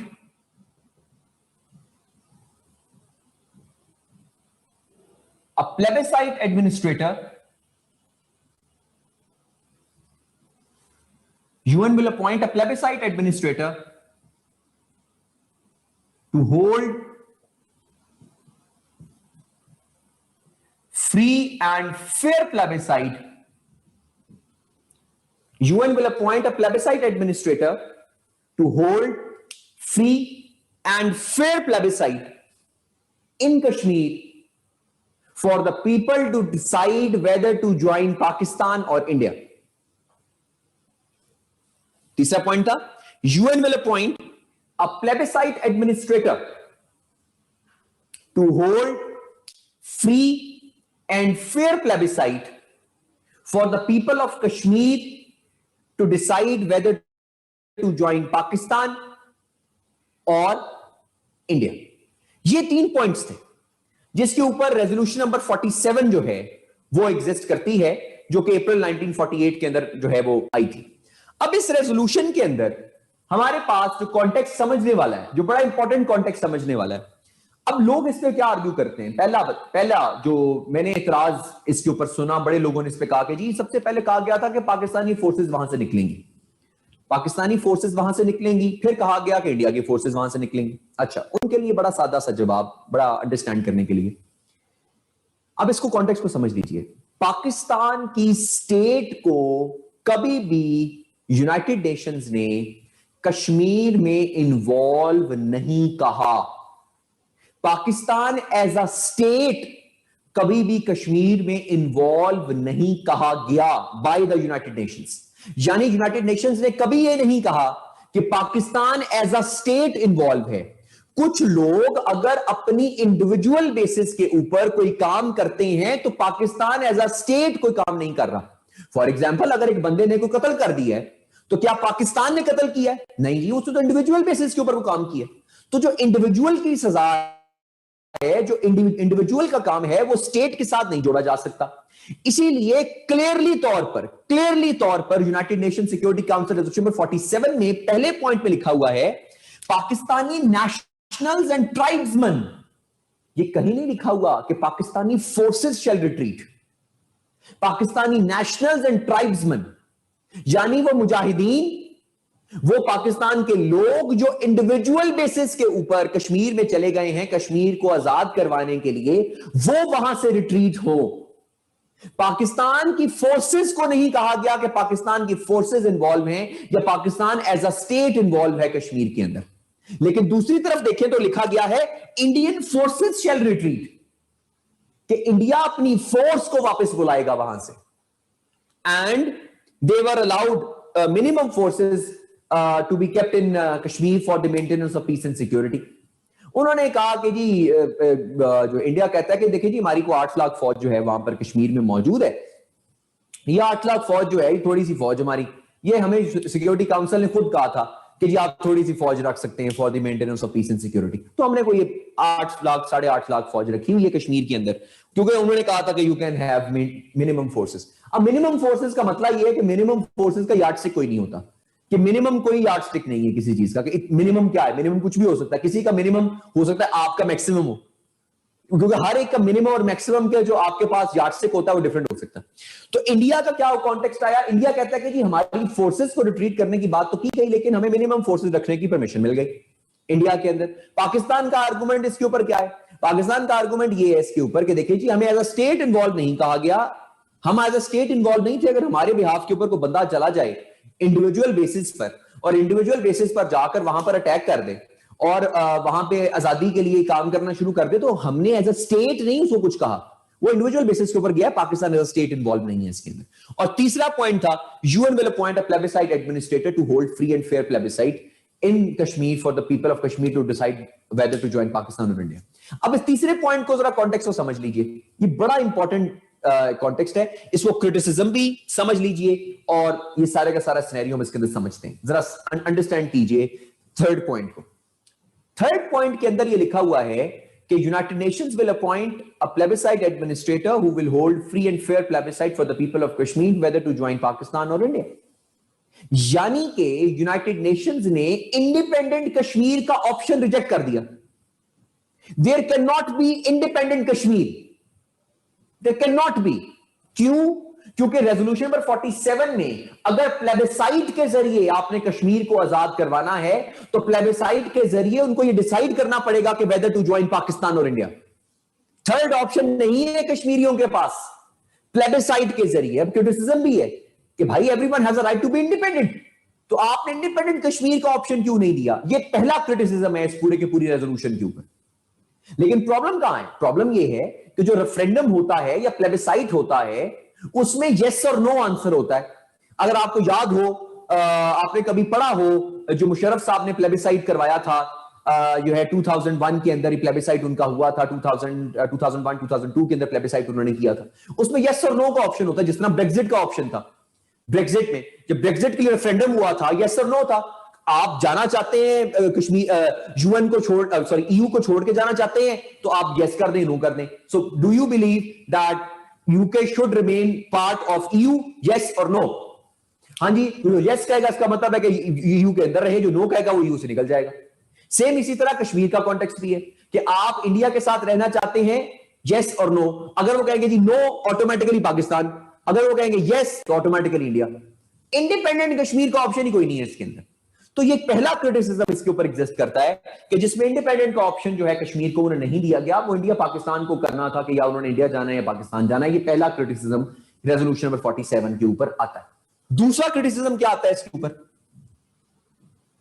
दूसरा criticism ये आता है कि united nations ने एक बहुत बड़ा, बहुत फ्लॉड काम ये किया। ठीक है जी,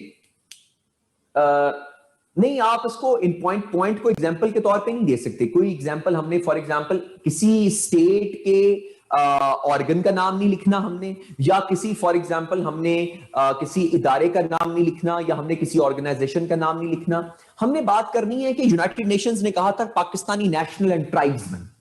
उन्होंने ये कभी नहीं कहा कि पाकिस्तान के अंदर से फलां ऑर्गेनाइजेशन चली गई, पाकिस्तान के फलां फोर्सेस चले गए, या पाकिस्तान ये काम किया। पाकिस्तानी नेशनल तो ट्राइब्समैन थे। हमने किसी ऑर्गेनाइजेशन का नाम नहीं लिखना इसके अंदर, क्योंकि यूनाइटेड नेशंस ने किसी ऑर्गेनाइजेशन का नाम नहीं लिखा। तो हम बात करेंगे सिर्फ नेशनल्स और ट्राइब्समैन के ऊपर। दूसरा कॉन्टेक्स्ट, दूसरा क्रिटिसिज्म इसके ऊपर आता है। ये बड़े मजे का क्रिटिसिज्म है। यूनाइटेड नेशंस ने एक बड़ा फ्लॉड काम किया। वो फ्लॉड काम ये था कि यूनाइटेड नेशंस ने ना मसले का हल नहीं निकाला, कोई दोनों के लिए विन विन सिचुएशन दे दी यूनाइटेड नेशंस ने। अभी क्या विन विन सिचुएशन है? इंडिया के लिए विन विन सिचुएशन है कि इंडिया को मिनिमम फोर्सेस रखने की परमिशन मिल गई। पाकिस्तान के लिए विन सिचुएशन है कि Pakistan as a state involve नहीं कहा गया कश्मीर के अंदर। पाकिस्तान जो है वो पाकिस्तानी नेशनल और ट्राइब्समैन को इन्वॉल्व किया गया, Pakistan as a state involve नहीं था इसमें। तो पाकिस्तान के लिए विन विन सिचुएशन ये है कि Pakistani state was not involve and Pakistani nationals and tribesman were involved only. India के लिए विन विन सिचुएशन क्या है कि India was allowed minimum forces to be present in Kashmir, right, जो उन्होंने अपने अभी भी रखी हुई है अपने पास, उनके पास मौजूद है वहां पर। क्लियर? तो मसला ये है कि ये इसके अंदर आप क्रिटिसिज्म ये करोगे कि यूनाइटेड नेशंस ने मसले को हल नहीं किया, इनफैक्ट दोनों के लिए विन विन सिचुएशन दे दी। यूनाइटेड नेशंस क्या करता? यूनाइटेड नेशंस किसी एक स्टेट को एग्रेसर कह देता कि जी इंडिया गलत है, पाकिस्तान गलत है। कोई एक स्टेट अगर गलत कह देता, दूसरी स्टेट का आर्गुमेंट ठीक साबित हो जाता और मसला आज तक हल हो जाता, मसले का रिजॉल्व हो जाता मसला कहीं ना कहीं। लेकिन इंडिया और पाकिस्तान दोनों में से यूनाइटेड नेशंस ने किसी को एग्रेसर कंट्री नहीं कहा। अब एग्रेसर कंट्री अगर दोनों में से किसी एक को कह देता यूनाइटेड नेशंस, तो मसले का हल निकल आता, यानी दोनों जो हैं वो अपने मसले को रिजॉल्व करवा लेते कि अगर फॉर एग्जांपल वो कह देते कि पाकिस्तान गलत है तो इंडिया का क्लेम साबित हो जाता, अगर इंडिया गलत है तो पाकिस्तान का क्लेम साबित हो जाता, या मसले को डिवाइड कर देते कि देखें जी इतना हिस्सा इनका है, इतना हिस्सा इनका, डिमार्केशन कर देते, कोई ना कोई मसले का हल निकाल देते। लेकिन उन्होंने इस मसले का हल नहीं निकाला, बल्कि दोनों के लिए विन विन सिचुएशन रख दी कि जी आप ऐसा करें, विन विन सिचुएशन, आप वहां से रिट्रीट करें, फिर हम प्लेबिसाइड करवा लेंगे, सारा कुछ हो जाएगा। खैर, सवाल यह है कि यूनाइटेड नेशंस कैसे कह देता किसी को एग्रेसर? यूनाइटेड नेशंस के पास क्या सबूत है कि कोई एग्रेसर है? यूनाइटेड नेशंस कैसे कहता कि कौन गलत है? अब इसके लिए बड़ा इंपॉर्टेंट एक सजेशन मैं आप लोगों को दे रहा हूं। कोई आपसे ये पूछ ले, आपके पास पेपर में सवाल आ जाए कि why united nations has failed to implement its own resolution, right? या why resolutions of united nations have not been implemented on Kashmir, या what is the problem in the resolutions of united nations? या इसके लिए एक argument आप समझ लीजिए जो आपको मैं रेफरेंस के तौर पे दे रहा हूं। वो क्या है?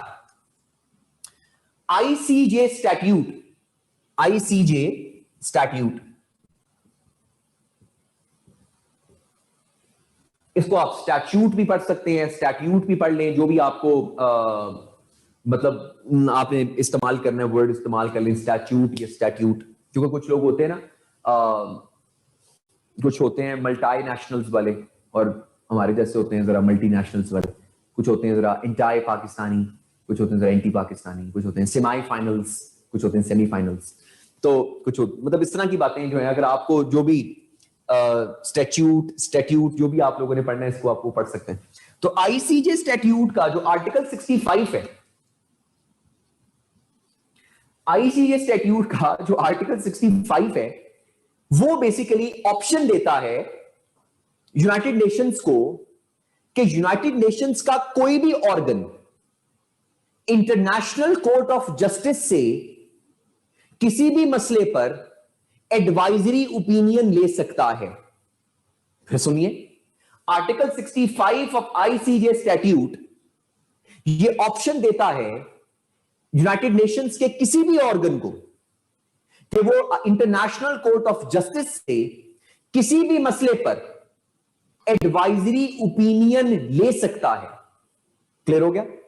तो ये option united nation security council को इस्तेमाल कर लेना चाहिए था कि united nation security council instrument of accession को लेकर आईसीजे में जाती और सिक्योरिटी काउंसिल जाकर आईसीजे में इंस्ट्रूमेंट ऑफ एक्सेशन के बाद में बात करती कि सर ये एक इंस्ट्रूमेंट ऑफ एक्सेशन है, ये दो लोग मेरे पास आए हैं, एक का नाम है इंडिया, एक का नाम है पाकिस्तान, आप हमें ये बता दें कि ये इंस्ट्रूमेंट ऑफ एक्सेशन लीगली तौर पे ठीक है, क्योंकि आईसीजे का फैसला लीगली तौर पे लीगल बेसिस पर आता है, तो वो एडवाइजरी ओपिनियन में बता देते कि हाँ ये ठीक है या गलत है। अगर वो इंस्ट्रूमेंट ऑफ एक्सेशन को ठीक कह देते तो पाकिस्तान का आर्गुमेंट गलत हो जाता, इंडिया के पास चला जाता कश्मीर, और अगर वो इंस्ट्रूमेंट ऑफ एक्सेशन को गलत कह देते तो पाकिस्तान का आर्गुमेंट ठीक हो जाता, इंडिया का आर्गुमेंट गलत हो जाता। तो ये ऑप्शन जो आर्टिकल 65 की थी, जो यूनाइटेड नेशन सिक्योरिटी काउंसिल ने इस्तेमाल नहीं की, आप इसको कहेंगे कि it was a miscalculation on behalf of the united Nations. It was a miscalculation on behalf of the United Nations that they had an option, that they had a power to resolve the dispute legally by taking the advisory opinion on the instrument of accession by the International Court of Justice. But unfortunately, United Nations couldn't do that. The Security Council couldn't do that. That is why the problem of Kashmir has not been resolved till date, because Pakistan claims that Pakistan's tribesmen and nationals have retreated. वो retreat कर गए थे. India claims no, that your nationals and tribesmen never retreated. इसलिए हमारी forces retreat नहीं की. पाकिस्तान का और इंडिया का आर्गुमेंट इसलिए फ्लॉड होने की वजह से थर्ड जो पॉइंट है यूनाइटेड नेशंस के प्लेबिसाइड एडमिनिस्ट्रेटर की अपॉइंटमेंट का, वो आज तक इंप्लीमेंट नहीं हो सका. पाकिस्तान का आर्गुमेंट ये है कि Pakistani nationals and tribesman retreat कर गए थे. इंडिया का आर्गुमेंट नहीं है कि नहीं जी अभी वो रिट्रीट नहीं किए, वो अभी भी वहीं पर मौजूद हैं, राइट? या वो बार बार आते जाते हैं हमारे इलाकों के अंदर और हमारे इलाकों के अंदर आके अटैक करते हैं और अटैक करके जनाब वहां पर प्रॉब्लम क्रिएट करते हैं. इसीलिए इंडिया कहता है कि जनाब सेकंड पॉइंट हम तब तक इंप्लीमेंट नहीं कर सकते जब पाकिस्तान पहला पॉइंट इंप्लीमेंट ना करे. पाकिस्तान कहता है हमने पहला पॉइंट इंप्लीमेंट कर लिया है, इंडिया दूसरा पॉइंट इंप्लीमेंट इसमें नहीं कर रहा, इसलिए थर्ड पॉइंट इंप्लीमेंट नहीं हो रहा. तो ये पॉइंट अंडरस्टैंडिंग वाला है कि जिसके अंदर अगर इंडिया और पाकिस्तान के इस मसले को सिक्योरिटी काउंसिल इंटरवीन करके उस टाइम इंस्ट्रूमेंट ऑफ एक्सेशन की लीगैलिटी के ऊपर एडवाइजरी ओपिनियन ले लेता इंटरनेशनल कोर्ट ऑफ जस्टिस से, तो ये मसला आज तक हल हो जाता और ये मसला इंप्लीमेंटेबल हो जाता और ये मसले को प्रॉब्लम कोई ना क्रिएट होती. तो ये एक प्रॉब्लम थी जिसकी वजह से आपने, वही कह रहा हूं ना आपको, कि आप इसमें ये लिखेंगे कि it was a miscalculation on behalf of the united Nations.